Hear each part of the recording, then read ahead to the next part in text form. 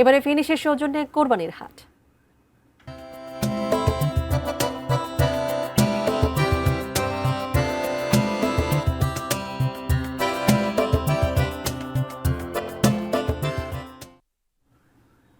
মানিকগঞ্জের শিবালয়ে জমে উঠেছে ঐতিহ্যবাহী কোরবানির পশুর হাট। এ বিষয়ে বিস্তারিত জানাতে আরিচা গরুর হাট থেকে সরাসরি যুক্ত হচ্ছেন প্রতিনিধি মোহাম্মদ সুজন খন্দকার। সুজন, কেমন দেখছেন কোরবানির গরুর হাট?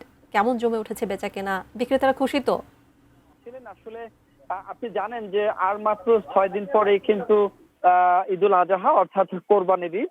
এই ঈদ কেন্দ্র করে কিন্তু বিশেষ করে মানিকগঞ্জের যারা প্রান্তিক পশু খামারি রয়েছে তাদের কিন্তু অধীর আগ্রহে কিন্তু বসে থাকেন যে বিশেষ করে প্রান্তিক খামারিরা যে কোরবানির ঈদ আসবে, তাদের একটা পশু বিক্রি করে তারা কিন্তু একটা সম্পদ তৈরি করবেন। আমি এখন যেই হাটটিতে দাঁড়িয়ে আছি, এই হাটটিতে কিন্তু প্রায় 100 বছরের ইতিহাস এবং ঐতিহ্য রয়েছে।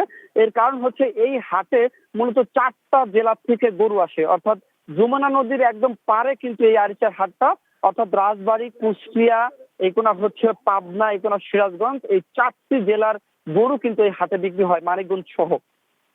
এই হাটে মূলত এখানকার যোগাযোগ ব্যবস্থা ভালো হওয়ায় ঢাকার যারা পাইকার আছে এবং যারা কোরবানি দিবেন তারা কিন্তু সরাসরি এই হাটে আসতে পারেন, কারণ এখানকার যোগাযোগ ব্যবস্থা খুবই ভালো।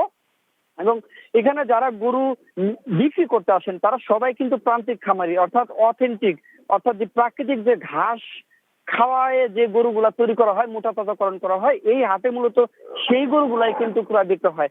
আমি সারা হাট কিন্তু ঘুরে দেখেছি, এই হাটে যে সমস্ত গরুগুলো আছে অনেকটা সুস্থ সবল এবং প্রতিটা গরুই কিন্তু অনেক বেশি আকর্ষণীয় এবং দেখার মতো।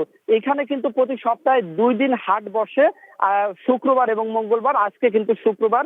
আজকে সারাদিনে এখানকার যে সমস্ত ব্যাপারী এসেছে তাদের সাথে আমি কথা বলেছি, তারা আমাকে বলছে যে প্রায় 800 মতো গরু বিক্রি হয়েছে, অর্থাৎ প্রায় টাকার হিসেব করলে প্রায় 10 কোটি টাকার গরু কিন্তু এখানে বিক্রি হয়েছে, অর্থাৎ 10 থেকে 15 কোটির মতো গরু বিক্রি হয়েছে। এই হাটের ব্যাপারে তারা কিন্তু আমার সাথে কথা বলছেন যে এখন কিছুটা বেচা কিনা কম, এখন আপাতত কিছুটা বেচা কিনা কম তাদের জন্য, কিন্তু আর বেলা বাড়ার সাথে সাথে অর্থাৎ আগামী 2-1 দিনের ভিতরে কিন্তু পর্যাপ্ত পরিমাণ বেচা কিনা হবে, এটা কিন্তু তাদের প্রত্যাশা।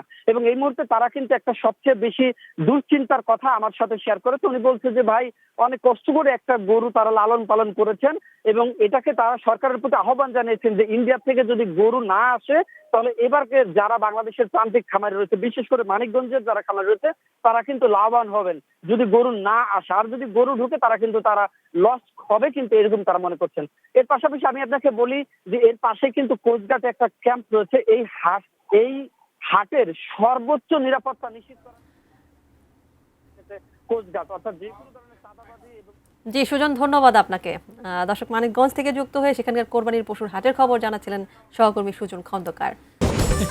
ফিনিশ আপনার ঘরবাড়ি ও আঙ্গিনা সকল কীট পতঙ্গ ধ্বংস করে।